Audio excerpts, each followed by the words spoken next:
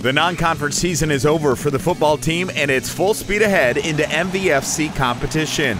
Today on Panther Sports Talk, we sit down with Coach Farley for an update. We feature a senior captain on the volleyball team, look at the soccer program that's coming off a big win over Iowa State, we mic up a wide receiver at football camp, and bring you a story on an academic All-American. Panther Sports Talk starts right now. Panther Sports Talk is brought to you by Pepper's Grill and Sports Pub, a proud supporter of UNI Athletics.